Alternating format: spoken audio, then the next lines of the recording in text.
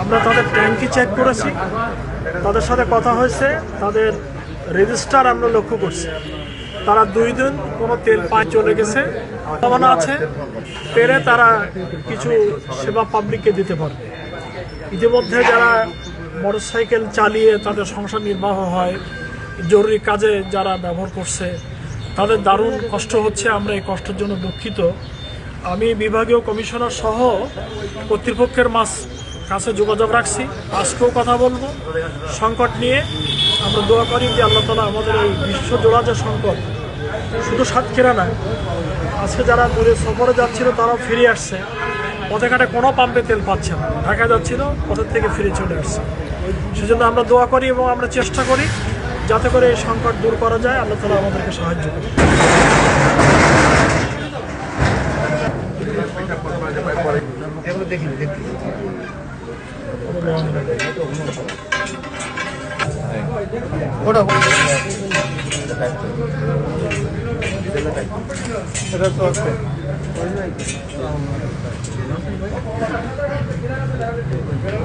ওই সামান্য নাই।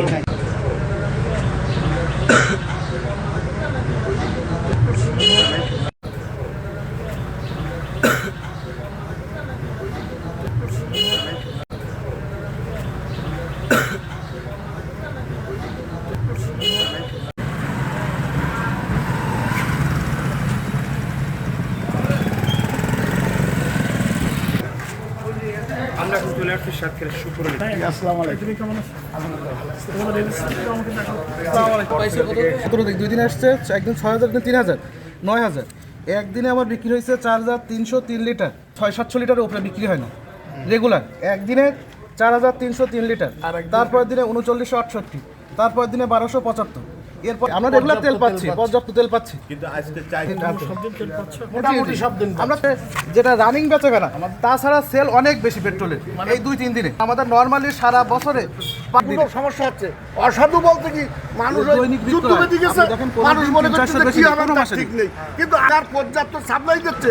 আমরা যে দৈনিক বিক্রয় কোনোদিন 600-700 উপরে নেই, অনেক কিন্তু বেশি এই দামে তেল বিক্রি করছে। দৈনিক বিক্রয় যে পাম্পের মালিকরা বেশি দাম দিয়ে তারা রাতের গভীরে আল্লাহ যেন আমাদের এইরকম পয়সা না খাওয়ায়, আর আমাদের এরকম অভাব নেই যে ওই রকম পয়সার ভুগি আমরা হব।